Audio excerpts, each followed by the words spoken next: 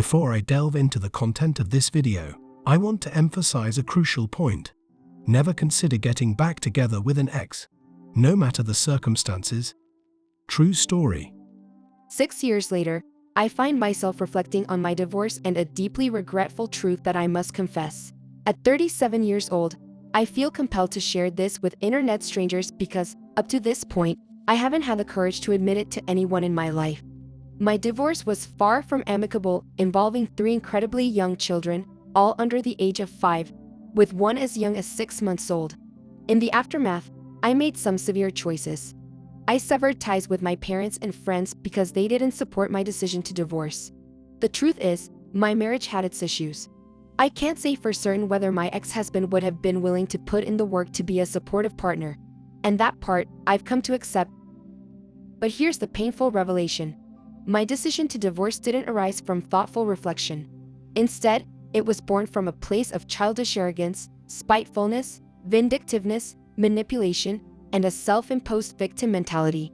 It's only now, 6 years later, that I'm fully realizing how terrible that was and how unjust it was to me and, more importantly, to my children.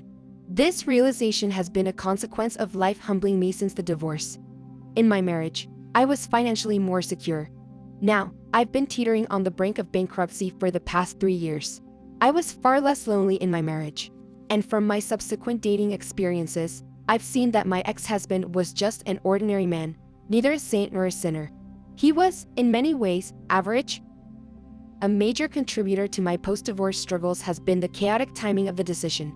It's crucial to understand that I don't miss the marriage itself, nor do I regret its end.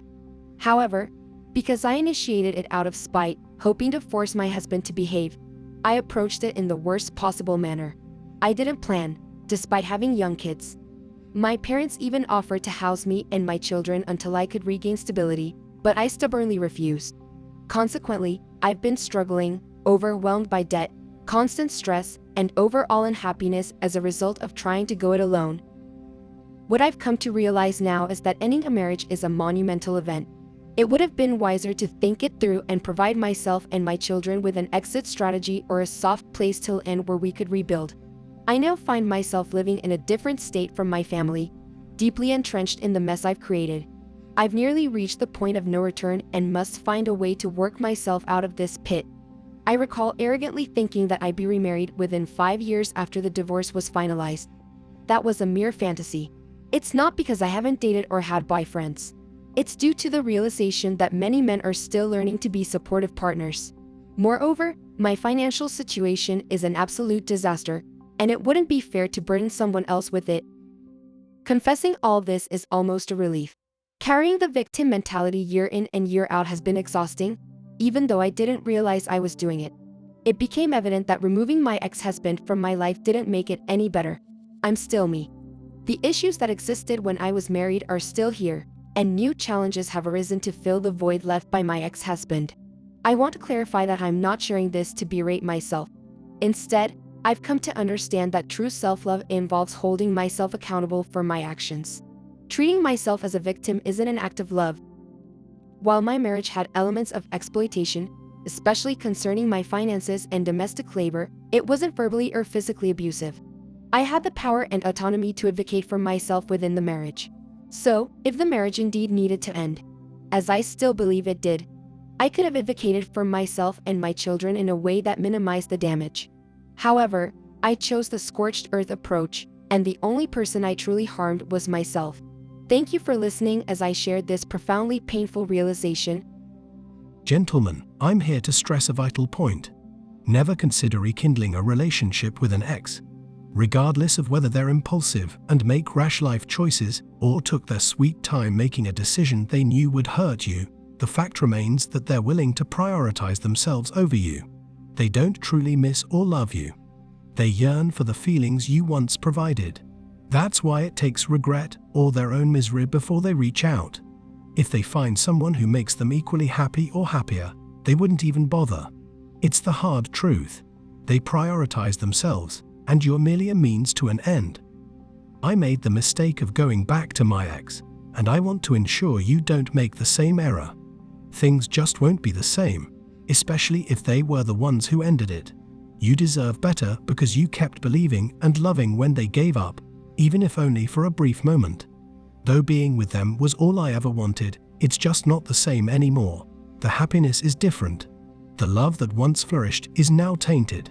It feels like I'm betraying the person who cried alone every night, the one who promised to be better but ultimately discarded that progress. Word of advice. So please heed my advice and resist the temptation to return, as I did. I assure you, you're strong enough to persevere. Block them on all platforms. Don't give them any room to contact you. You don't want this person. You deserve someone who never left in the first place. You need to shift your perspective and acknowledge that breakups are blessings in disguise. Even if you can't comprehend it now, I promise you'll understand it in the future. After you've moved past the grieving stage, the feelings will subside, and you won't wake up thinking of them. Please muster the strength to resist the urge to go back, because I guarantee it will be worth it. I understand you might miss your ex, but I implore you to think this through rationally.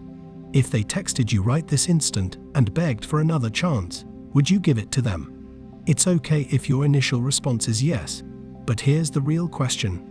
Why would you? Do you genuinely want to return to unhappiness and heartache? Is it truly worth sacrificing your mental well-being just because you have strong feelings for this person? I went back to my ex, and let me tell you, it was the same cycle all over again.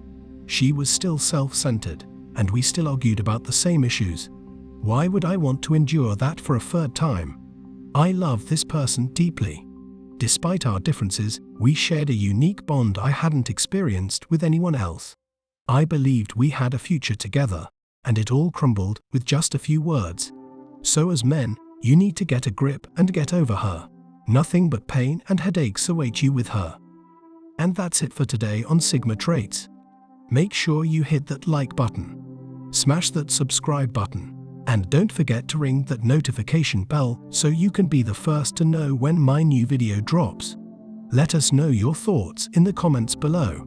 See you all tomorrow.